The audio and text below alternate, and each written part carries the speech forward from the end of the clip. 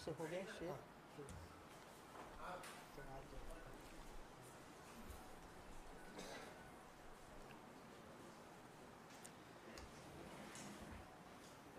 आप सभी का दिल से स्वागत करता हूं। मेरे हाथ में यह एक एफिडेविट है।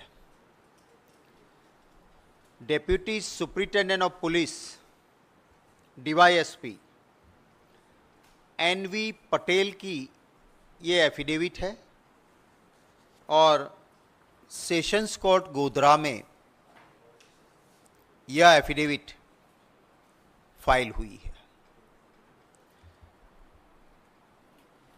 गौर से सुनिएगा, मैं यही बात रखूंगा जो इस एफिडेविट में है और एक जिम्मेवार ऑपोजिशन पार्टी के नाते जिम्मेवारी के साथ कुछ ऐसी चीजें जिसको आप सुनेंगे, देश की जनता भी सुनेगी तो चौंक उठेगी, ऐसी कुछ सच्चाई मैं आप सभी के सामने रखने जा रहा हूं। यह एफिडेविट कोर्ट में फाइल हुआ, उसमें जो लिखा है और कुछ सच्चाई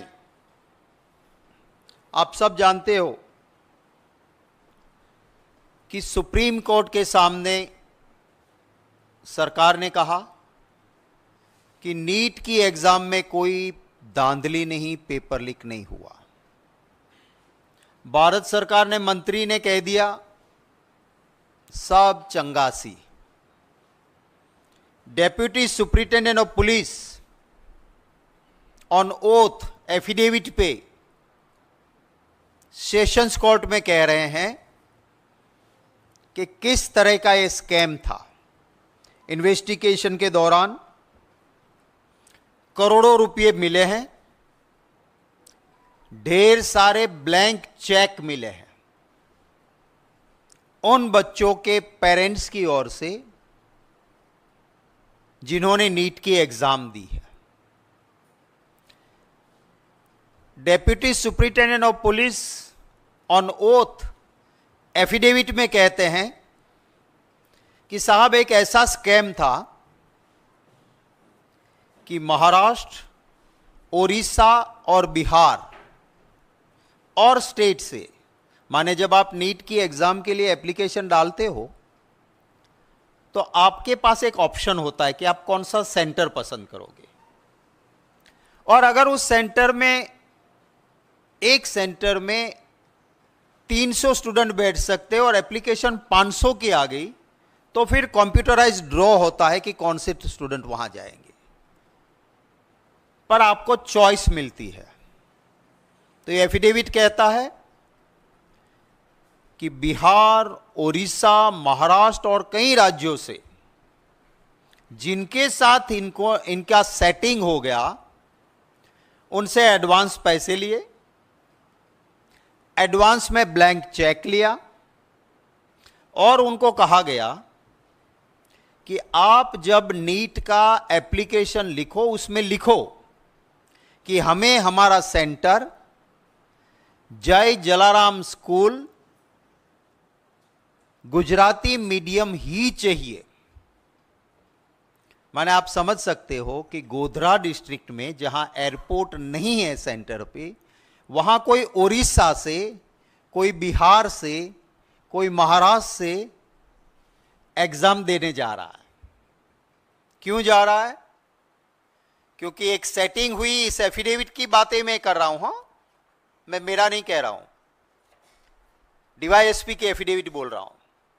वहां से लोग आए, सेटिंग ये थी कि आपके बच्चे को 100% मार्क्स मिला के मेडिकल में एडमिशन मिले, तब हम ये ब्लैंक चेक में पैसे भरेंगे।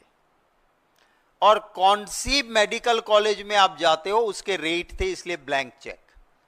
और 10-10 लाख रुपए एडवांस लिए गए थे। तो ये आप समझिए कि क्या मामला था कि जय जलाराम स्कूल में आप गए, आपके बच्चे को कह दिया कि अगर जो आपके पास पेपर आता है उसमें आपको जो आंसर आता है 100% श्योर हो उसको टिक करो, बाकी ब्लैंक छोड़ दो। अच्छा, नीट के बारे में एक और बात आपको बताता हूं कि जैसे हम सब बाकी एग्जाम देते हैं ऐसे नहीं है।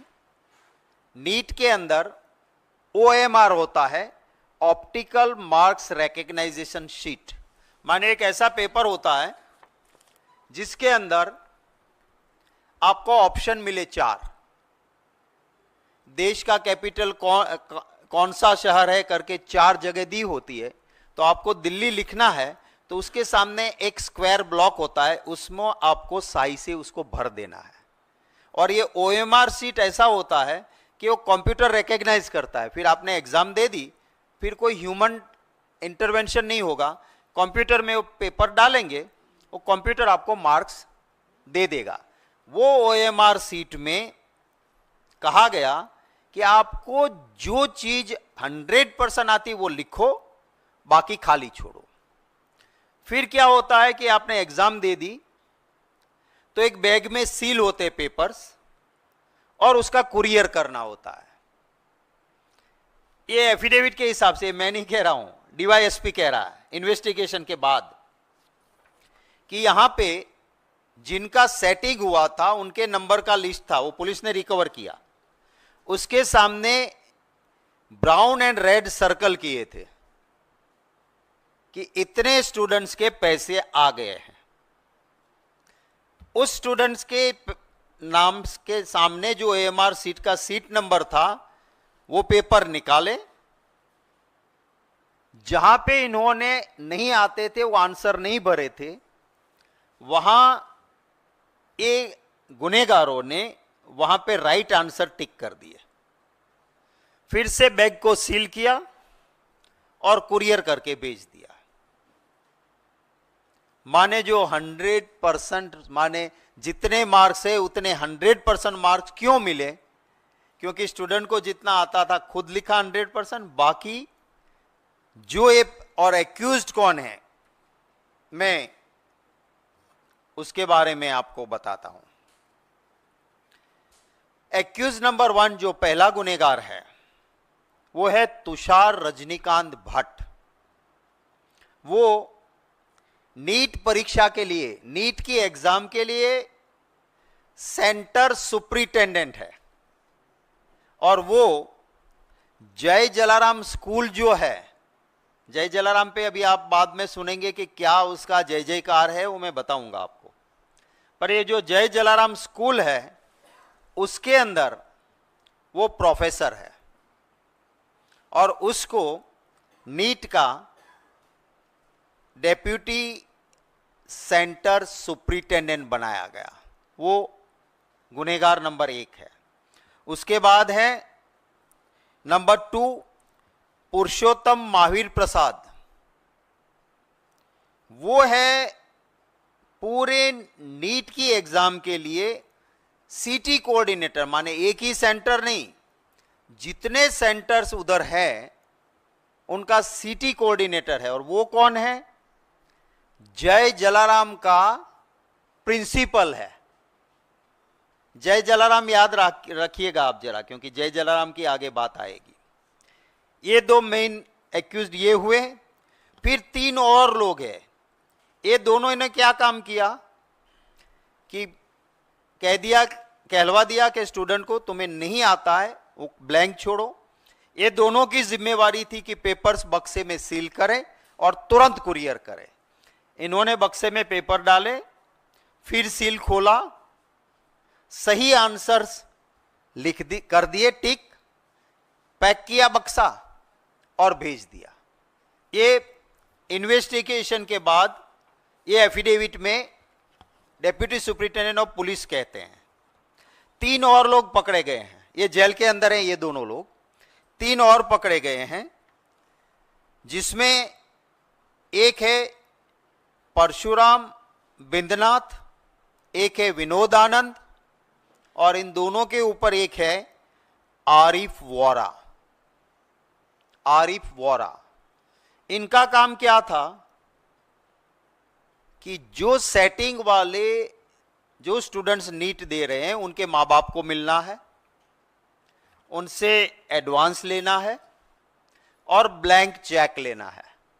और एक लिस्ट बनी थी कि फला कॉलेज में आपको मिलेगा तो इतना, तो वो ब्लैंक चेक इसलिए कि आपको कहाँ एडमिशन मिलेगा उसके हिसाब से पैसे भरे जाएंगे। इन तीनों ने ये पैसे इकट्ठे किए, इनके वहां रेड हुई, पांचों के वहां करोड़ों रुपए मिले, ब्लैंक चेक मिले।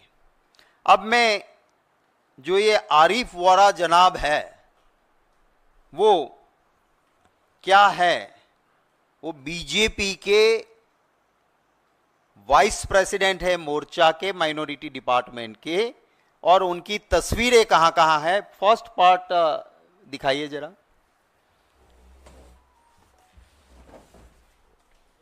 ये जो अभी रोकिएगा इसको,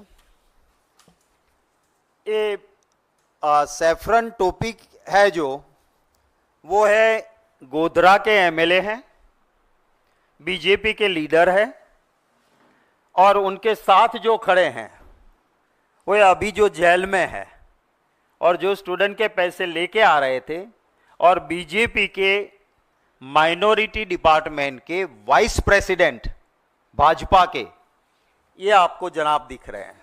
सेकंड लो।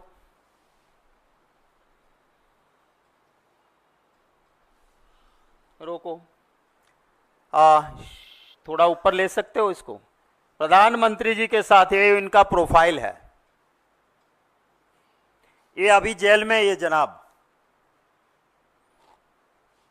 खाता नहीं खाने देता नहीं के साथ, करोड़ों से कम खाता नहीं, सच बोलने वाले को चैन की रोटी खाने देता नहीं। नेक्स्ट। ये युवा नेता है बीजेपी का, वो पुष्पगुच्छ दे रहे हैं इनको। नेक्स्ट।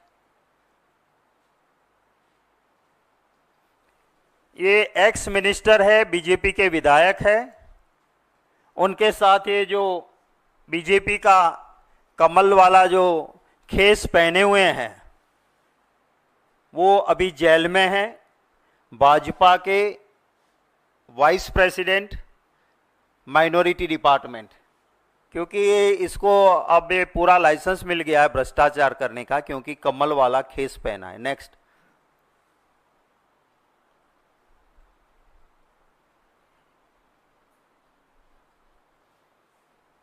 ये बीजेपी के दफ्तर में इनका सम्मान किया जा रहा है, स्टेट दफ्तर में। रोक लो।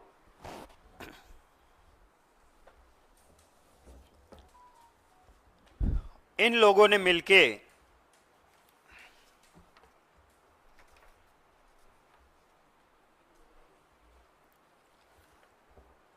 पेपर जिन लोगों से लिए पैसे लिए थे, जिनको, उन सभी के पेपर्स निकाले और उसके अंदर टिक करके पूरा काम अपना करके 5 तारीख को ये हुआ था,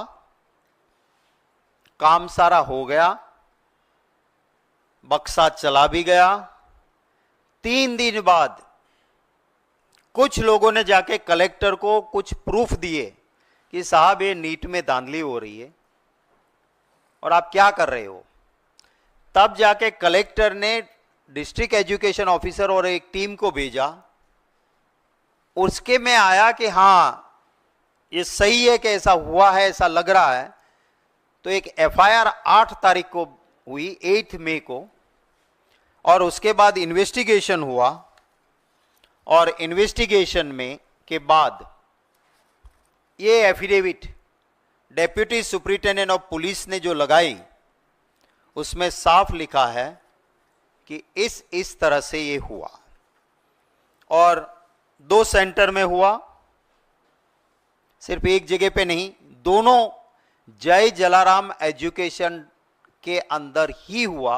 उनकी बहुत सारी छोटी छोटी ब्रांचें हैं। मैंने आपको कहा था कि जय जलाराम को जरा याद रखना। जय जलाराम स्कूल परवड़ी, गोधरा और पडाल थर्मल, इसके दोनों सेंटर पे से इसी तरह के विद्यार्थियों के धांधली के काम हुए। अब ये जो जय जलाराम है उसको सेंटर दिया गया। आप सारी जो कानूनी प्रक्रिया गाइडलाइंस है कि सेंटर किसको मिलता है, वो सारे गाइडलाइंस को ताक पे लगाते हुए मोदी जी की सरकार ने जो एनटीए, जो सेंटर देती है संस्था, जिसमें मोदी जी के चहेते लोग बैठे हैं, उन्होंने जय जलाराम एजुकेशन को एक सेंटर दिया। नहीं देना चाहिए थी, उनको दिए। एक नहीं, एक से ज्यादा दिए। और ये जो जय जलाराम है, मेरे हाथ में एक कागज है, एक ऐसी एजुकेशन चलाने वाली फर्जी फ्रॉड लोग हैं यहां पे कि इनको गवर्नमेंट ने 11 स्टैंडर्ड के लिए एक क्लास की मंजूरी दी थी, जिसमें ज्यादा से ज्यादा 66 स्टूडेंट रह सकते हैं। वहां उन्होंने 450 को दाखला दिया। फीस के गुजरात में कानून स्टैंडर्ड है, उससे ज्यादा ले लिए। हाईकोर्ट में पिटीशन हुई इनके खिलाफ और 35,28,000 का इसे दंड हुआ, पेनल्टी हुई। और यह कागज है जय जलाराम का, उसने लिख के दिया कि हां मेरी गलती थी और 35,28,000 का दंड यानी पेनल्टी मैं भर रहा हूं। यह कागज वो है।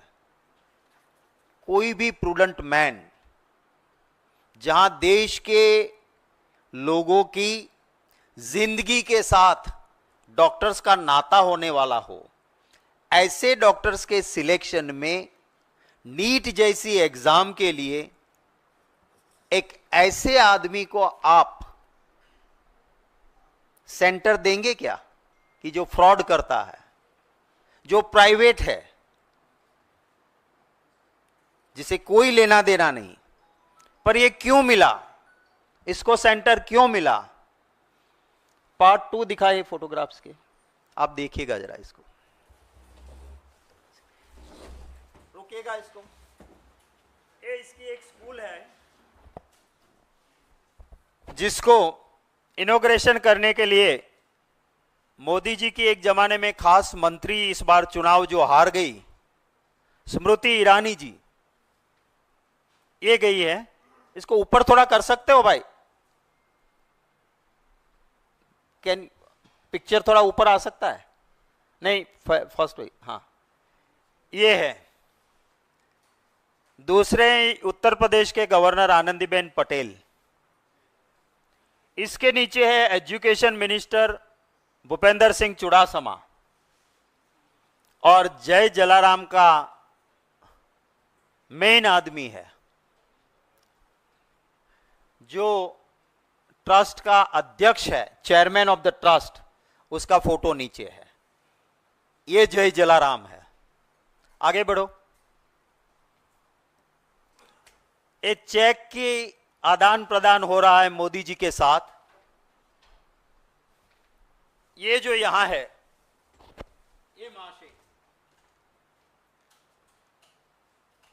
ये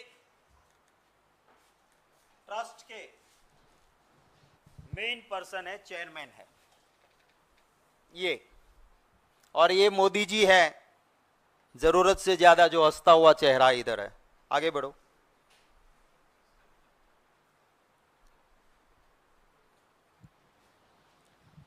ये स्मृति जी के पास ये जय जलाराम के चेयरमैन बैठे हुए हैं बगल में।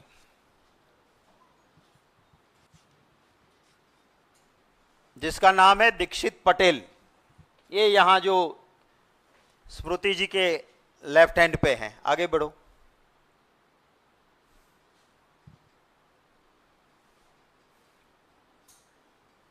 ये स्मृति जी को स्मृति चिन्ह मिल रहा है। आगे बढ़ो। ये दूसरे भाजपा के मंत्री हैं, ये स्कूल के चेयरमैन जय जलाराम के चेयरमैन इनको तस्वीर दे रहे हैं बुला के। आगे बढ़ो। ये भी डिंडोर है, ये भी बीजेपी के बड़े नेता और भाजपा सरकार के मंत्री हैं, और ये जय जलाराम के चेयरमैन इनको भी फोटो गिफ्ट कर रहे हैं। आगे बढ़ो। ये है एजुकेशन मिनिस्टर थे उस वक्त पे भाजपा के, भूपेंद्र सिंह चुड़ासमा एजुकेशन मिनिस्टर हैं। ये जय जलाराम के चेयरमैन है जो इनके साथ सूट बूट में सज हैं वो। आगे बढ़ो। ये गुजरात के मुख्यमंत्री है भाजपा के विजय रूपाणी जी, और ये जय जलाराम के चेयरमैन हैं। आगे बढ़ो, शायद लास्ट होगा। हाँ, ये विजय रूपाणी जी चीफ मिनिस्टर थे उस वक्त पे, भाजपा के नेता। उधर राइट साइड में आप देख सकते हो कि जय जलाराम के चेयरमैन हैं, उसके पास में बगल में खड़े हैं वो एजुकेशन मिनिस्टर हैं। आगे, शायद लास्ट होगा। ठीक है।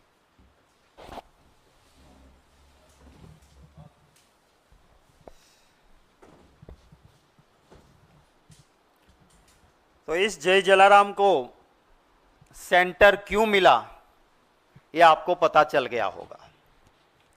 आप थोड़ा सा गूगल गुरु में जाएंगे तो भाजपा को डोनेशन देने वाले लोगों में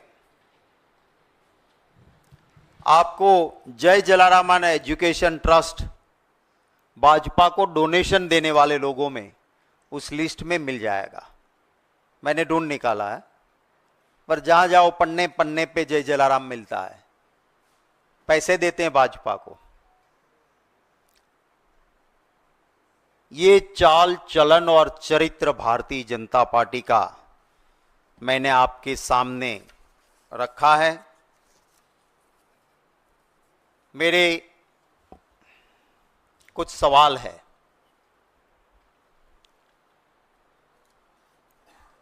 पूरी तरह से जानकारी थी। 5 मई को एग्जाम हुई, 8 मई को कलेक्टर के पास पूरी डिटेल्स आई, कुछ सीसीटीवी फुटेज और चीजें भी मिली। सीसीटीवी फुटेज में मिला कि ये जो एक्यूज नंबर 1 और 2 जय जलाराम वाले हैं, जिनको बैग में सील करके कुरियर करना था, वो एक रेस्टोरेंट पे रुकते हैं। That is also part of this affidavit. और वहां सीसीटीवी फुटेज में से प्रूफ मिले, बक्सा खोला, नंबर वाले सीट्स निकाले, ओएमआर सीट्स, जहां ब्लैंक स्टूडेंट ने छोड़ा था वहां राइट सही जवाब लिख दिया, बक्सा सील किया और कुरियर किया। ये जानते हुए भी सुप्रीम कोर्ट के सामने सरकार ने झूठ कहा कि नीट में कोई धांधली नहीं हुई है। तो it's a contempt of court, it's a serious contempt of court. Honourable supreme court भी इसका जरूर संज्ञान लेगी, मैं मानता हूं। पर मेरा पहला सवाल यह है कि झूठ सरकार सुप्रीम कोर्ट के सामने क्यों बोली? This is my first question. मेरा दूसरा सवाल है कि जहां पे भाजपा की ही सरकार है, ऐसे गुजरात में जब deputy superintendent of police on oath sessions court के सामने कहते हैं कि इस तरह से इस मॉडेस्ट ऑपरेटिव के साथ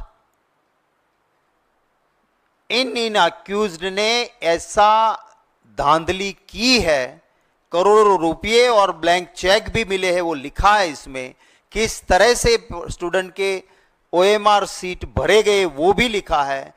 ये जानने के बावजूद भाजपा सरकार के मंत्री एजुकेशन के देश को कहते हैं कि नीट में कोई धांधली नहीं है, जबकि 5 मई को एग्जाम, 8 मई को कलेक्टर के पास रिपोर्ट के बाद एफआईआर दर्ज हो गई थी ऑन 8 मई।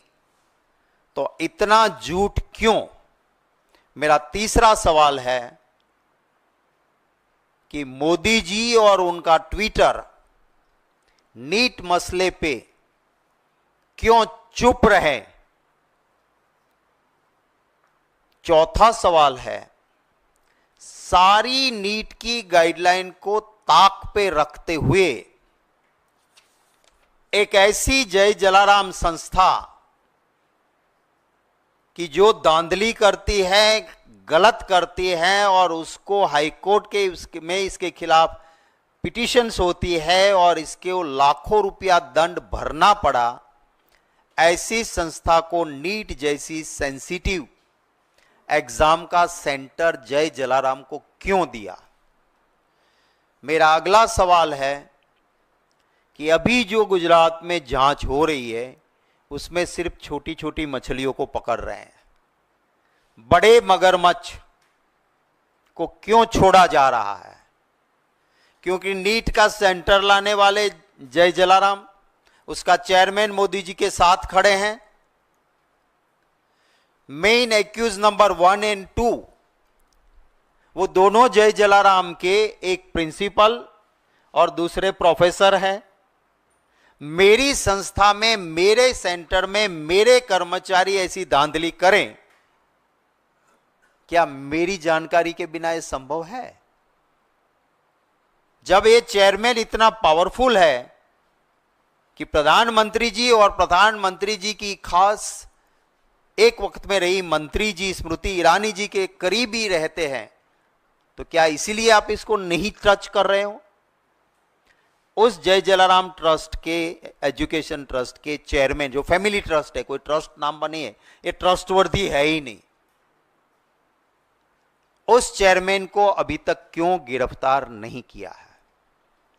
मेरा एक और सवाल है कि इसी मुझे मिली है इंफॉर्मेशन कि जय जलाराम एजुकेशन को गुजरात में गुजसेट जैसी और दूसरी सेंसिटिव एग्जाम्स, उसका भी सेंटर दिया गया था। तो सरकार जवाब दे कि इसको और कितने सेंटर दिए गए थे।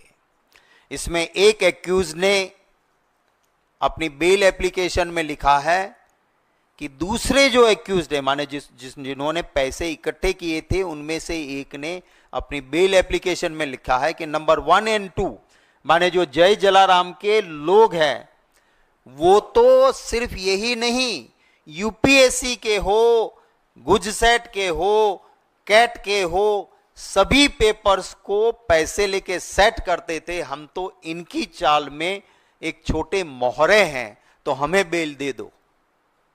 तो इनकी भी जांच होनी चाहिए।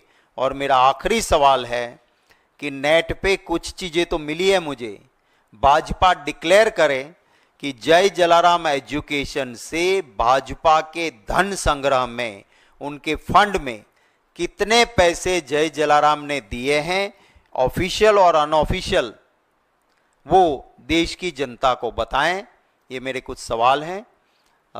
सरकार, पार्लियामेंट में राहुल गांधी जी को, राज्यसभा में हम लोगों को, किसी को, लोकसभा हो या राज्यसभा, नीट पे चर्चा इसीलिए नहीं देना चाहती है क्योंकि ये सरासर सरकार में बैठे लोग और उनके चट्टे बट्टों ने लाखों विद्यार्थियों का भविष्य बर्बाद किया है।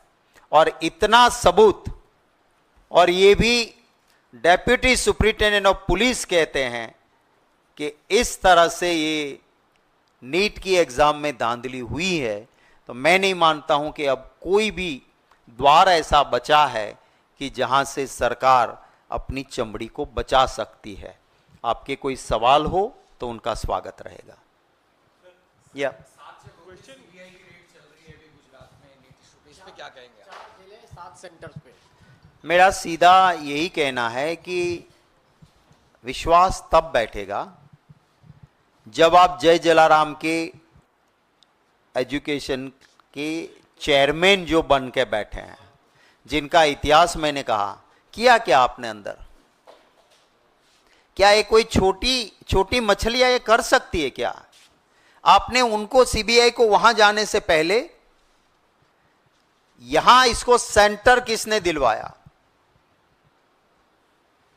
जांच करे, अंदर करे उसको। एक ऐसी संस्था जो धांधली करती है उसको हाईकोर्ट से डंडा पड़ता है, उसको पेनल्टी भरनी पड़ती है लाखों रुपया की। ऐसी संस्था को सेंटर किसने दिया?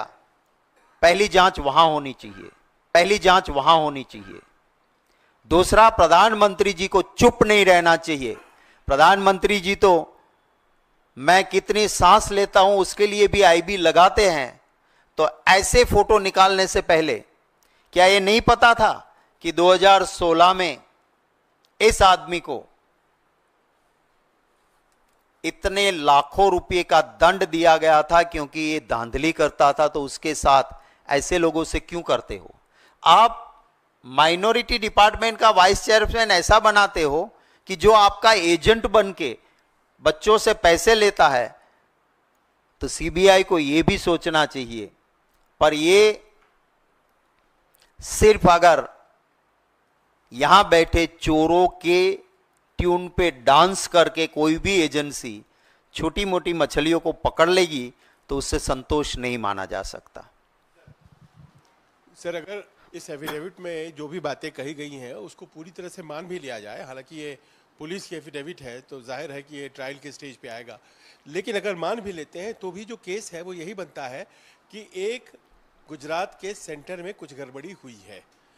जो चार्ज है कांग्रेस पार्टी का कि राष्ट्रीय स्तर पर ये गड़बड़ हुआ है, क्वेश्चन पेपर जो है वो उपलब्ध कराए गए थे, वो तो नहीं आ रहा है। ये गड़बड़ी तो मानने के लिए तैयार है सरकार। नहीं, गड़बड़ी एक लोकलाइज सेंटर पर हुआ है। नहीं, एक सेंटर नहीं है, जय जलाराम का एक सेंटर नहीं है। हाँ, पहली बात तो ये है कि ये एक सेंटर नहीं है। जय जलाराम की बहुत सारी ब्रांचेस है और ये एक सेंटर नहीं है। इसका मैंने आपको 2 सेंटर का जहां अलग अलग इन्वेस्टिगेशन भी हो रहे हैं, जो एफिडेविट मेरे हाथ में लगी वो भी एक सेंटर की नहीं है, एक से ज्यादा है। दूसरी, आपको पता होगा कि कुछ बच्चों का अपना पुलिस के सामने बयान आया है, ये एक मॉडेस्ट ऑपरेटिव थी। दूसरी जगह पे ऐसा हुआ कि बुला के उसको रटाया गया कि तुम इतने सवाल और ये जवाब है, इसको मुंह जबानी कर लो। उसके पैसे दिए और मुंह जबानी करके आपको एग्जाम देना है। वो बिहार के जो लोग पकड़े गए हैं बिहार में, तो माने एक ये मॉडेस्ट ऑपरेटिव थी। दूसरी जगह दूसरी पुलिस की भाषा में एमओ कहते हैं, वो और थी। तीसरी जगह पे तीसरी है पूरे देश में। और ये मैं समझ सकता हूं कि अगर नीट क्लीन सब कुछ ठीक था, सब चंगासी है और सेंटर में कोई एक आदमी 2 आदमी गड़बड़ करता है, मान लेते हैं। पर आप एक ऐसी संस्था को काम सेंटर दे रहे हो जो आपकी गाइडलाइन के मुताबिक उसको नहीं मिल सकता है। जब नीट जैसी सेंसिटिव एग्जाम में क्या आपको पता नहीं था कि इसका आप सेंटर देते वक्त उसको आप नहीं पूछते हो, आप जांच नहीं करते हो कि सेंटर का पास्ट हिस्ट्री क्या है? अरे हम कोई रिश्ता भी जोड़ते तो उसका खानदान देखते हैं।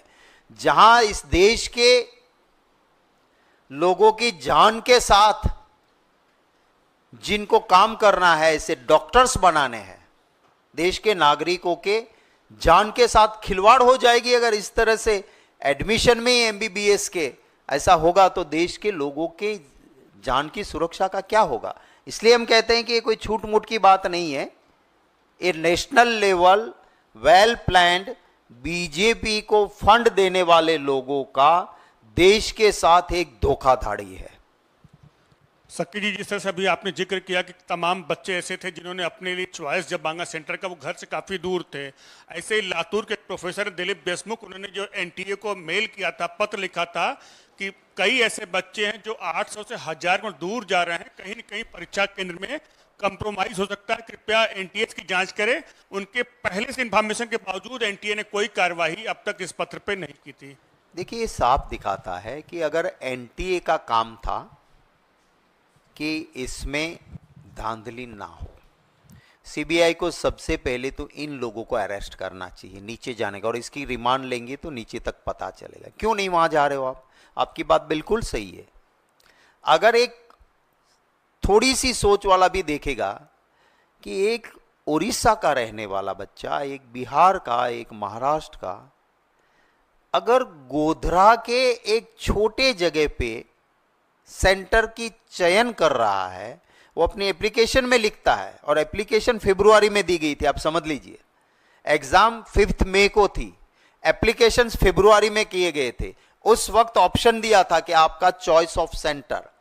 तो अगर बच्चे वो सेंटर मांगते हैं तो एक काम एनटीए का था कि पहले ही जय जलाराम का सेंटर कैंसिल कर दो, क्योंकि वहां लोग क्यों जा रहे हैं, जहां ना हवाई अड्डा है, हजारों किलोमीटर दूर क्यों कोई जा रहा है। इतना ही नहीं, शो मोटो देखना तो छोड़ो, उसके सामने लोगों के लेटर्स भी गए, ईमेल्स भी गए, मुझे बताया गया कि भैया इसकी जांच करो। तो इसका मतलब यह है कि पूरी जो दिक्कत है वो सेंटर तो एक छोटी मछली है, यहां सेंट्रल में दिक्कत है, इसीलिए ये हुआ है। कोई सवाल है तो आप पूछ लेना, 1 to 1 नहीं होगा, तो अगर कोई सवाल है तो यही हो जाएगा। उत्तर प्रदेश सरकार का एक आदेश आया है कि 1 तारीख से जब स्कूल खुलेंगे तो बच्चों का स्वागत करना है तिलक लगाकर। योगी सरकार का यह फैसला है, किस तरह से देखते हैं इस फैसले को? देखिए, मैंने वो एग्जैक्टली देखा नहीं है कि क्या है। एक पोलराइजेशन करो, ये करो, वो करो, पर देश की जनता समझदार है। भारतीय जनता पार्टी को अयोध्या में भी जवाब दे दिया, यूपी में भी जवाब दे दिया, और देश में भी दे दिया है। तो अब इस तरह के हथगंडों से भाजपा को फायदा होगा ये मान रहे, तो ऐसा कुछ होगा नहीं। तिलक अपनी मर्जी से लगाते हैं, मैं लगाता हूँ, तिलक करते हैं, हमारे संस्कार है, पर वो माँ बाप तिलक करके भेजेंगे। इसमें सरकार को वोट बैंक हर जगह देखने की कोशिश में लताड़ लगी है। शंकराचार्य जी की बात नहीं मानने के बाद जो हालात हुए, उस मंदिर में से पानी गिर रहा है कंस्ट्रक्शन से, मैं मानता हूँ ये शंकराचार्य जी ने उसी वक्त कहा था कि गलत तरीके से गलत काम करोगे तो तुम तो भुगतोगे, पर देश और जनता भी भुगतेगी। मैं मानता हूं कि ये भाजपा के पाप की वजह से सारी चीजें हो रही है। Yes, thank you very much.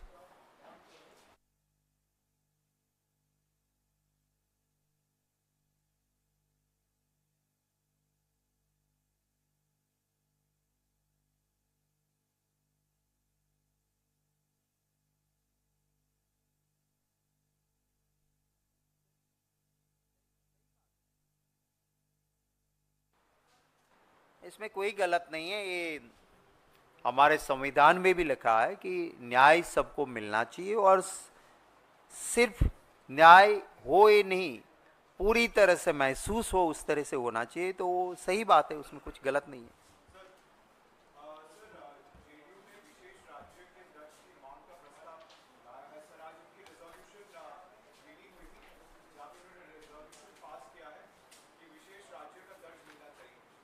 देखिए, मोदी जी ने पहले जब गए 2014 में, तब वो कह के आए थे कि बिहार को विशेष राज्य का दर्जा देंगे।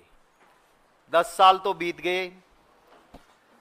10 साल के दौरान हालांकि ना तो एनडीए की सरकार थी, ना बीजेपी की सरकार थी, सिर्फ मोदी सरकार थी।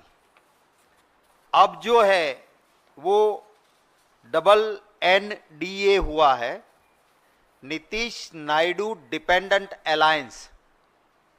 तो अब जरूर कुछ ना कुछ होगा। Thank you.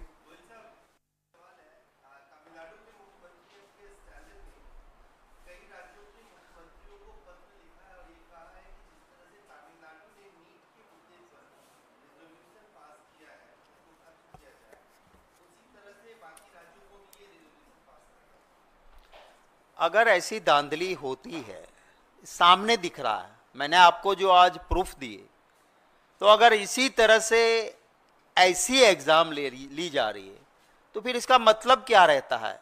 तो मैं, स्टैलिन जी ने जो बात की है वो करने के लिए भाजपा की सरकार का भ्रष्टाचार जिम्मेवार है।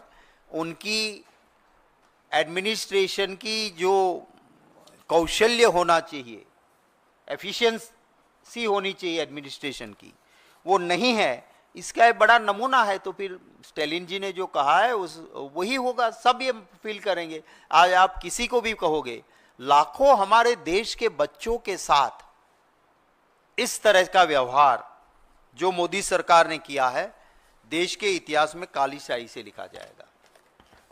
Thank you.